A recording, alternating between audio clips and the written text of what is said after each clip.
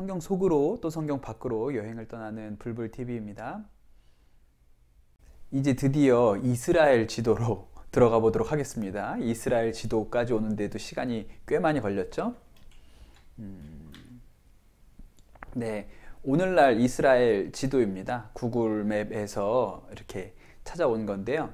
이스라엘을 좀 확실하게 드러나게 해보겠습니다. 오늘날의 이스라엘의 영토는 이렇게 좀 끝에가 뾰족한 창 끝처럼 이렇게 생겼죠. 이스라엘이 그렇게 오래된 나라가 아니에요. 오늘날과 같은 형태의 이스라엘은 1948년에 건국이 되었고 몇 차례의 전쟁이 있었죠. 몇 차례의 전쟁을 통해서 오늘과 같은 영토를 획득하게 됩니다. 이스라엘 지도를 보실 때 조금 다른 것은 유대인들이 사는 곳과 아랍 사람들이 사는 지역을 나누어 놨죠. 보겠습니다. 네, 지중해 쪽에 가자지구라는 곳이 있어요. 뉴스를 통해서 아마 많이 들어보셨을 겁니다. 뭐 가자지구에서 테러가 일어났다, 이스라엘이 가자지구를 공격했다, 이런 얘기들을 많이 들어보셨을 거예요. 저희가 가자지구고, 또 하나는 서안지구라고 있습니다. 영어로는 웨스트뱅크라고 하는데요. 그 말은 서쪽이라는 뜻이에요. 근데 뭐의 서쪽이냐면 요단강의 서쪽. 웨스트뱅크, 그 뱅크가 뚝인데 뚝의 서쪽이라고 하는 것은 요단강 뚝의 서쪽이라는 의미입니다. 바로 요 두 지역에 아랍 사람들이 모여 살고 거의 이제 분리 장벽을 통해서 이제 아랍 사람들이 밖으로 나올 수 없도록 그런 형태로 만들어 놨죠. 서안지구를 보면 그 지자 밑에 움푹 들어간 부분이 있어요, 안으로. 그 부분에 거기에 바로 예루살렘이 있죠. 그리고 예루살렘은 아랍 사람들이 사는 곳도 있고 유대인들이 사는 곳도 있고 그렇게 같이 섞여 살진 않지만 같은 예루살렘 안에 아랍 사람과 유대인들이 사는 곳이 나누어져 있습니다. 이게 오늘날의 이스라엘 지도로 이 정도 보시면 될 것 같고, 이스라엘 지도 보는 방법을 좀 가르쳐 드리면 좋을 것 같아요. 네, 이제 굵게 선으로 보여드렸습니다. 이스라엘 영토가 이렇게 되고요. 이스라엘 지도를 보실 때는 먼저 이것부터 찾으셔야 돼요. 네, 북쪽에 반짝이는 게 보이시죠? 북쪽에 저 반짝이는 호수가 갈릴리 호수입니다. 그리고 남쪽에는 또 뭐가 반짝이죠? 여기가 사해예요. 그래서 이스라엘 지도가 딱 보여졌다 그러면 기본적으로는 갈릴리 호수와 사해 어디 있는지를 확인하시면 됩니다. 그러면 대충 이제 지리적인 개념이 생기는 거거든요. 그리고 이 갈릴리 호수와 사해를 흐르는 강을 요단강이라고 하죠. 여기가 요단강입니다. 그래서 이 요단강의 서쪽, 그래서 웨스트뱅크, 서안지구 이렇게 얘기를 하는 거고요. 아까 그 움푹 들어갔던 곳에 저곳이죠. 그곳이 바로 예루살렘입니다. 제일 중요한 장소가 되겠어요. 그래서 이스라엘 지도를 보실 때는 앞으로도 계속 보시게 되겠지만 기본적으로 이스라엘 지도의 지리적인 개념을 파악하려면 갈릴리 호수와 사해를 찾으시고 그 사이에 요단강이 흐른다. 그리고 그렇게 지도를 파악하시면 되겠습니다. 앞으로 지도 보는 연습은 더 많이 해보도록 할게요. 이스라엘은 큰 나라가 아닙니다. 우리나라 지도와 우리나라 남한 지도랑 이스라엘 지도를 지금 비교해 놓은 거예요. 가자지구와 웨스트뱅크를 다 빼놓은 상태로. 그렇게 치면요, 이스라엘은 우리나라 경기도와 강원도 정도를 합쳐놓은 면적밖에는 되지 않아요. 그러니까 굉장히 작은 나라이죠. 이왕 시작한 김에 지도에 대해서, 지리에 대해서 시작한 김에 지리와 또 밀접하게 떼놓을 수 없는 게 기후거든요. 우리가 이스라엘에 뭐 살지 않으니까 이스라엘의 기후에 대해서 잘 모르죠. 그걸 또 막 아주 잘 알아야 될 필요는 없지만 그래도 성경을 읽으려면 큰 그림 정도는 그릴 수 있어야 될 것 같아요. 예를 들어서 예수님이 성탄절에 12월 25일에 베들레헴 마구간에서 태어났다고 생각을 해보세요. 그때 우리는 보통 연극을 하면 그때 되게 추웠다, 예수님이 태어날 때가 추웠다, 이런 느낌을 가지고 있지만 우리가 추운 거지 저 중동이 추울까요? 그 베들레헴이 그때 추웠을까요? 12월에? 그런 거 잘 모른단 말이에요. 추웠을까요? 안 추웠을까요? 추웠어요. 안 추웠을 것 같죠? 춥습니다. 왜 춥냐면 고도가 높거든요. 이렇게 우리가 성경을 읽어도 계절감이 없기 때문에 이스라엘의 계절에 대해서, 기후에 대해서도 좀 배워볼게요. 지금 보여드린 거는 제가 좋아하는 사회과부도에서 또 오려온 건데요. 우리나라 보면 겨울에는 북쪽에서 한랭한 바람이 불죠. 시베리아 기단의 영향을 받는다 그러고, 그 다음에 여름에는 남태평양에서 올라오는 습윤한 공기, 뜨겁고 고온 다습한 공기의 영향을 받아서 여름은 덥고 습하다, 겨울은 차고 건조하다. 이 정도를 아시잖아요. 이스라엘도 그 정도만 이해하시면 될 것 같아요. 보여드리겠습니다. 이스라엘은요, 여름에 남쪽에서 바람이 부는데, 이 남쪽에서 부는 바람은 사막에서 불어오는 바람이기 때문에 뜨겁고 건조합니다. 그 여름은 덥고 건조해요. 그 다음에 겨울은요, 지중해에서 바람이 불어오기 때문에 바다에서 부는 바람이라 습기가 많고 차죠. 그런데 뭐 우리나라처럼 대륙에서 불어오는 게 아니기 때문에 공기가 우리나라 겨울처럼 차진 않지만 그래도 찹니다. 그리고 습기를 많이 가지고 있기 때문에 겨울에 주로 비가 와요.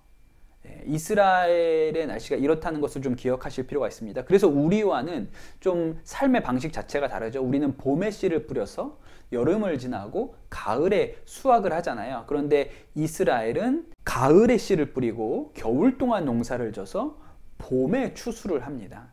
밀이나 보리 같은 곡식들을 그런 형태로 농사를 짓고, 여름에는 이제 포도나 무화과 같은 그런 과일이 익어가는 시절이 여름이 됩니다. 그래서 우리나라 계절관념하고는 조금 차이가 있다는 거 알아두시면 좋겠어요. 말씀 하나 볼게요. 누가복음 12장 54절에서 56절 이렇게 말씀이 나오면 같이 읽어보시면 좋을 것 같아요. 누가복음 12장 54절에서 56절입니다. 예수께서 무리에게도 말씀하셨다.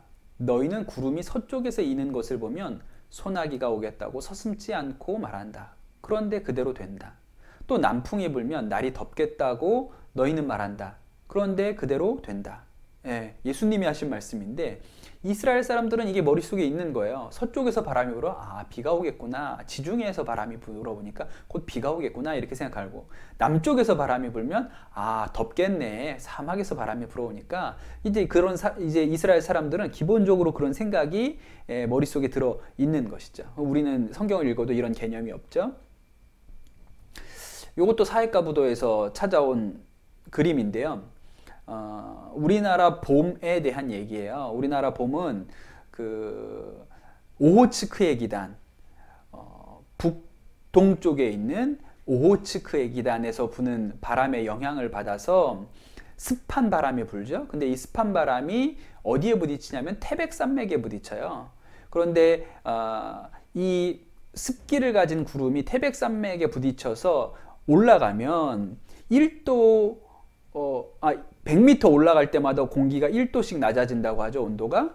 그러면서 수증기가 응축돼서 비를 내리게 됩니다. 비를 다 영동지방에 쏟고 나면 태백산맥을 넘어서 영서로 내려갈 때는 이 바람이 고온 건조한 바람이 돼서 내려가서 봄에 영동지방에는 비가 많이 오고 영서지방은 가뭄이 든다. 이게 우리나라 팬 현상, 높새 바람이라고도 하는, 그렇게 우리가 배웠던 기억이 나시죠? 하여튼 뭐 들어본 것 같은 얘기잖아요. 그런데 이러한 현상이 이스라엘에서도 일어납니다. 지금 보여드리는 그림은 이스라엘의 단면도예요.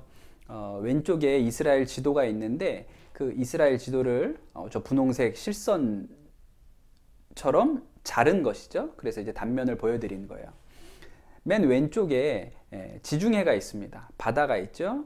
그리고 그 바다 높이를 우리가 해수면, 해발 이렇게 설명을 해요. 그 바다 높이로부터 몇 미터에 있는지가 해발 고도가 되겠죠. 저 꼭대기에 뭐가 있냐면 예루살렘이 있습니다. 그 예루살렘의 해발 고도가 한 800m 정도 돼요. 우리나라로 치면 강원도 평창보다도 좀 더 높은데 예루살렘이 있으니까 예루살렘은 꽤 높은데 위치한 도시입니다. 그리고 이 예루살렘에서 오른쪽으로 방위로는 동쪽으로 가면 저 밑에 여리고가 있는데, 여리고는 참 희한하게도 해발 마이너스 200m에 있는 도시예요. 그러니까 예루살렘과 여리고는 고도차가 1000m나 나죠. 그래서 제가 겨울에 예루살렘에 갔었는데 겨울에 예루살렘은 춥습니다. 해발 고도도 높고 지중해에서 바람이 부니까요. 추워요. 그래서 두꺼운 잠바를 입어야 하는데 여리고는 반팔 반바지를 입고 다닐 정도가 되더라고요. 그러니까 이 거리는 멀지 않은데 고도차가 굉장히 나기 때문에 기온이나 기후는 완전히 다르게 되는 것이죠. 아까 말씀드린 것처럼 이스라엘은 겨울에 저 지중해에서 습기 있는 바람이 붑니다. 그래서 구름이 밀려오는데 그 구름이 이 예루살렘에 있는 산지에 부딪혀서 그 산 사면에다가 비를 다 내리게 되죠. 그리고 나서 예루살렘을 넘어갈 때는 그 공기가 건조한 공기가 되는 거예요. 그래서 예루살렘을 지나 동쪽은 건조한 바람이 불어요.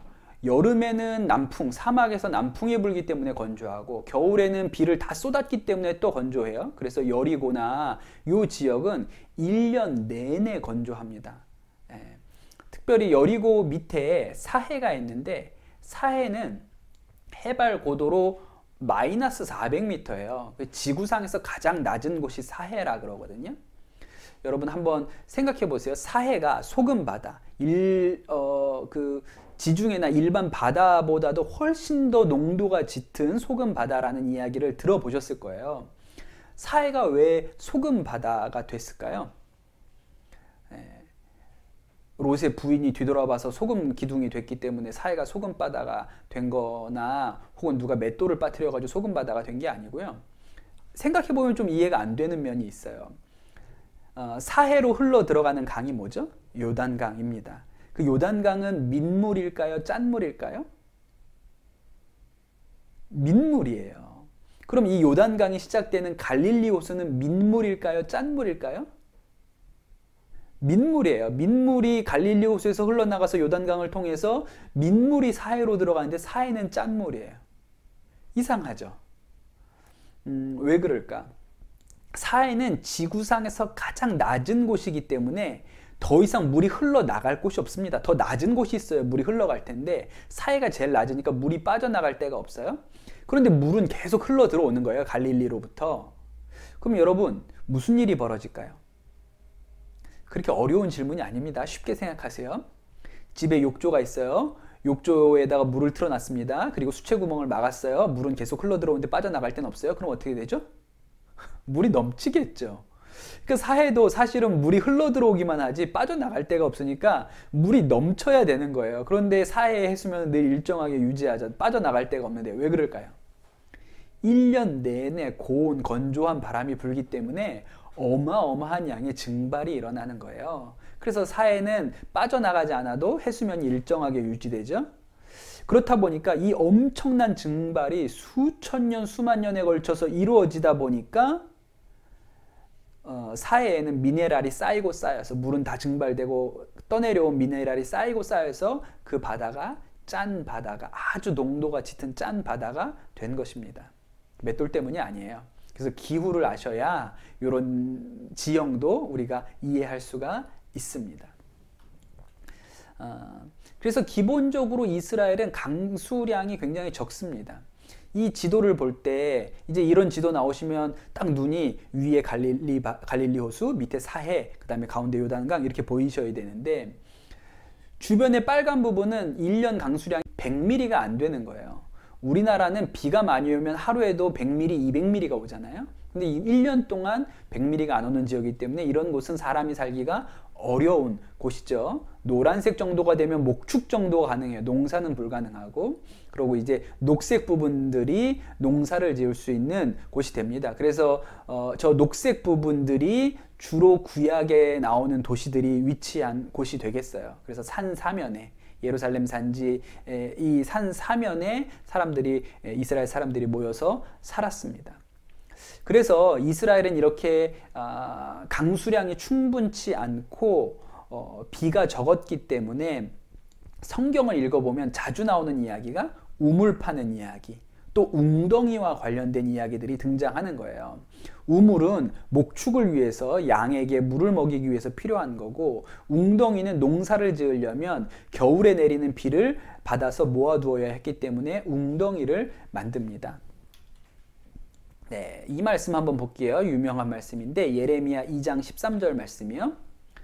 읽어보겠습니다. 내 백성이 두 가지 악을 행하였나니 곧 그들이 생수의 근원되는 나를 버린 것과 스스로 웅덩이를 판 것인데 그것은 그물을 가두지 못할 터진 웅덩이들이니라 그랬습니다. 재밌는 말씀인데 웅덩이가 나왔죠. 아까 웅덩이 많다 그랬는데 근데 여기에 터진 웅덩이가 있어요. 한번 여쭤볼게요. 웅덩이가 어떻게 터질 수 있죠? 이스라엘이 전통적으로 그 비를 모아두기 위해서 웅덩이를 만드는 기술이 발전했는데 웅덩이를 만드는 방법 중에 뭐가 있냐면 웅덩이를 파놓고 물이 빠져나가지 않게 하려고 웅덩이의 바닥을 회반죽, 일종의 시멘트로 바르는 이런 형태의 웅덩이들을 그들이 만들었던 거예요. 그래서 시멘트를 바닥에다 잘 발라놨는데 이 이스라엘에 지진이 꽤 자주 있어요. 지진이 꽤 자주 있어요. 그렇기 때문에 지진 때문에 그 밑에 바른 회반죽이 깨지면 그러면 그 깨진 틈으로 물이 빠져나가게 되죠. 그래서 그런 웅덩이를 터진 웅덩이라고 한 거예요. 그래서 이스라엘의 이런 현상들을 모르면 이 말씀을 완전히 이해하기는 조금 어렵죠. 그래서 다시 강수량 지도를 보여드리면서 그렇기 때문에 이스라엘은 아주 작은 나라이지만 굉장히 극단적으로 다양한 여러 기후, 여러 생태적인 환경들이 공존하는 곳입니다. 몇 군데만 찾아가 보도록 할게요. 저 북쪽에 제일 녹색이 진한 곳이요. 헐몬산이라고 하는데 헐몬산은 저렇게 꼭대기에 눈이 덮여 있고 스키장도 있을 정도로 그렇게 높은 산이 있습니다. 그리고 좀 밑으로 내려오면 네, 갈릴리 호수 주변은 정말 농사짓기 좋은 곳이죠. 큰 호수가 있고 주변에서 저렇게 푸른 초목을 볼 수 있는 좋은 곳이에요. 그 다음엔 바닷가로 가보겠습니다. 여기는 가이사랴예요. 신약 성경에 많이 나오는 가이사랴인데 이 해안에는 평야지대가 발전되어 있어서 농사도 짓기가 좋고 또 저기 곡식을 수확할 수 있는 그런 곳들이 존재합니다. 그 다음에는 사해 옆으로 가보겠습니다. 여기는 엔게디라는 곳인데 다윗이 도망 다닐 때 숨어 있던 곳 중에 하나죠. 이렇게 골짜기에 아주 건조한 곳인데 저 골짜기에 오아시스들이 있어요. 그래서 다윗도 이런 곳에 숨어서 도망 다닌 곳이죠. 남쪽으로 더 내려가 보도록 하겠습니다. 네겝라고 하는 곳이에요. 정말 여기는 아무것도 불모의 사막지대가 존재하죠. 이렇게 조그만 나라에 아주 다양한 형태의 그런 식생이 분포하고 있는 것을 볼 수가 있어요. 하나님께서 하나님의 백성을 택하셔서 이스라엘이라는 하나님의 백성을 택하셔서 가나안 땅이라는 땅을 주고 거기 가서 살도록 하셨잖아요. 그런데 땅을 골라주셨는데 사실 우리가 볼 때는 거기가 젖과 꿀이 흐르는 땅이라고 하지만 그렇게 살기 좋은 땅이 아니에요. 사실 우리 대한민국이 훨씬 살기가 좋지요. 저기는 비도 많지 않고 사막도 넓고 그런 지형이에요. 왜 하나님이 그런 땅에다가 자기 백성을 보내셨을까요? 하나님이 아니면 설명 안 되는, 하나님으로서밖에 설명할 수 없는 어떤 일들을 보여주고 싶으셨던 것이죠. 비옥한 것은 나일강의 삼각주나 메소포타미아 지역이 훨씬 비옥하지요. 그런데 저 산지, 1년에 비가 겨울에만 조금 오는, 그래서 농사를 간신히 지을 수 있는 곳에 이스라엘이 살았어요.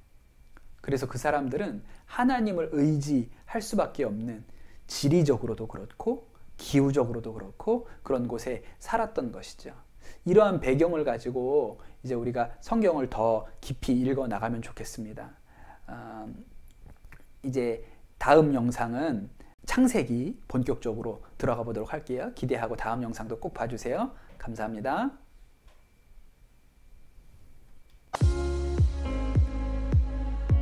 이제 우리가 드디어 창세기를 읽을 때가 되었습니다.